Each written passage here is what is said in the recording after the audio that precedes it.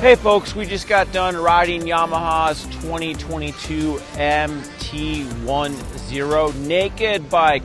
It's a motorcycle designed for sport riding enthusiasts who want the power and performance and handling of a super bike, but in a more upright and manageable ergonomics package on the street. Now for 2022, Yamaha Motor Corp has done a number of very nice modifications to this MT-10. Let's start with the styling.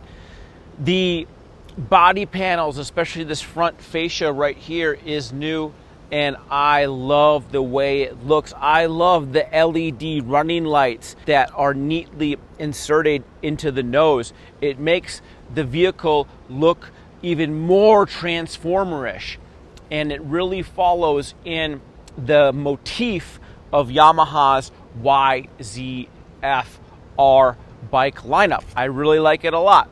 I also really appreciate how Yamaha installed these really nifty air exit vents atop the 4.5 gallon fuel tank. And what those air exit vents do is that it allows the awesome sounds from the ram air to just emit in the cockpit, and it feels like you are riding in surround sound a YZF-R1 superbike. It is so awesome. I mean, I can't believe how good this motorcycle sounds when you're seated at the controls. Even when you're standing at a standstill and another MT-10 rider passes you, the sound that this motorcycle makes is in another league. Let's move into the engine. This vehicle continues to be powered by Yamaha's tried and true YZF-R1 engine.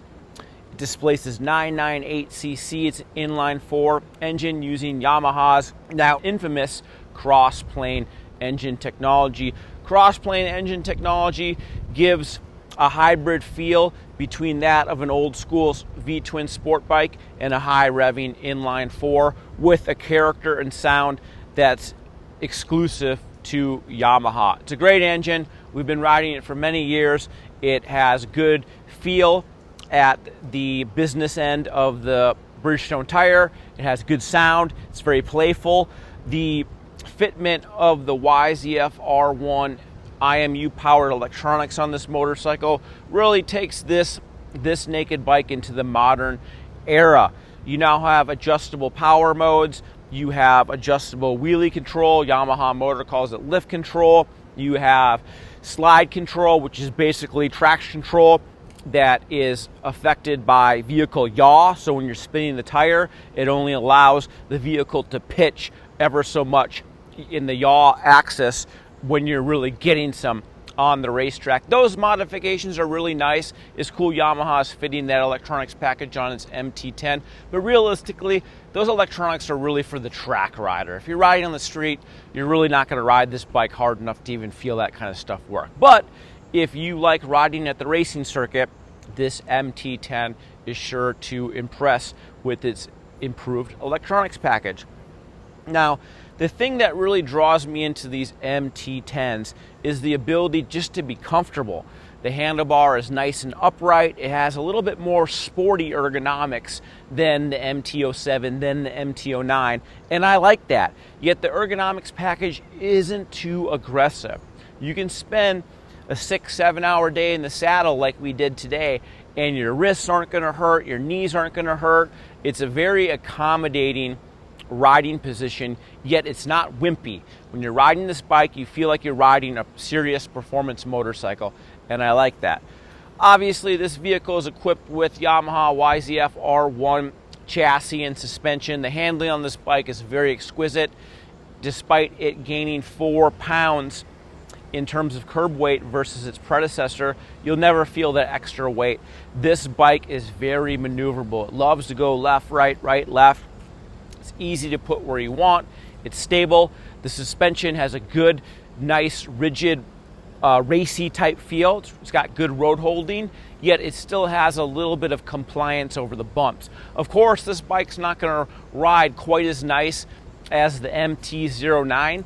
The squishy suspension on that bike's really nice for bumpy roads, but what you get with this bike is added handling precision and added road holding for you riders out there who really like to get some.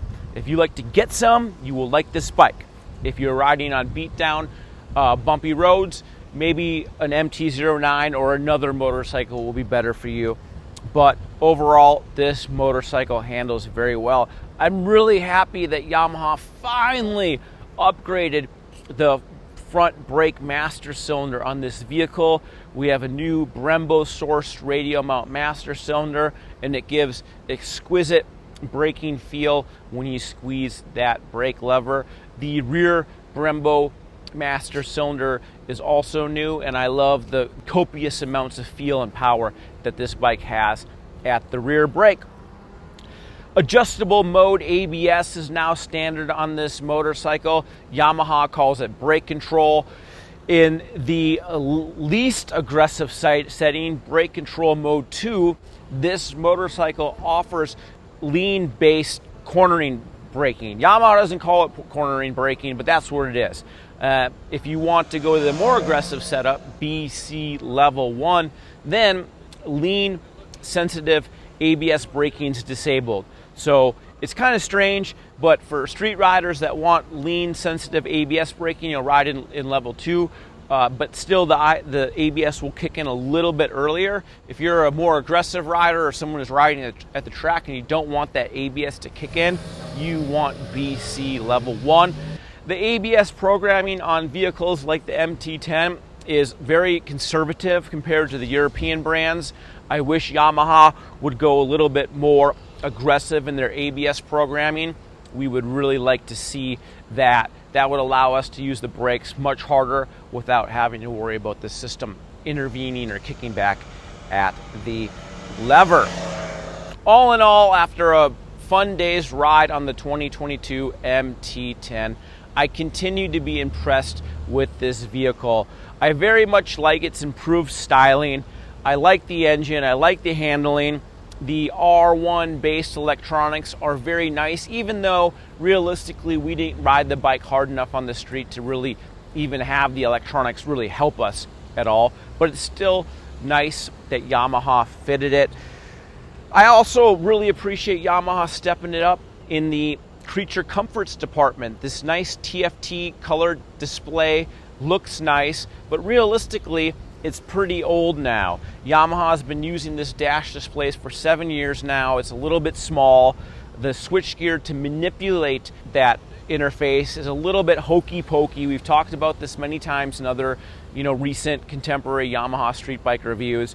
So Yamaha, please fit a larger color TFT display on these vehicles and make the switchgear not so hokey pokey. We'd really appreciate it. Overall, though, for $13,999, this is a very nice bike. Is it worth the extra $1,000 MSRP over its predecessor? I don't think so. If I'm an existing MT-10 motorcycle owner, I'm not going to buy this bike. It doesn't offer enough upgrades in terms of performance, handling, creature comforts for me to really justify that expense of a new bike at another $1,000. But if I'm an existing MT-07, MT-09, MT-09 SP rider, and I want a motorcycle with more track pedigree, a motorcycle that's not going to be wimpy when I'm holding the throttle wide and I'm riding around turns and trying to get some, well, then this MT-10 would definitely be on my shopping list. All right, folks, that wraps up today's review of Yamaha's 2022 MT-10 naked bike. Make sure to surf on over to motorcyclistonline.com. That's where all of our written content lives. Give this video a thumbs up if you liked it. Of course, thumbs it down if you didn't. And we'll see you next time. Thanks for riding with us today.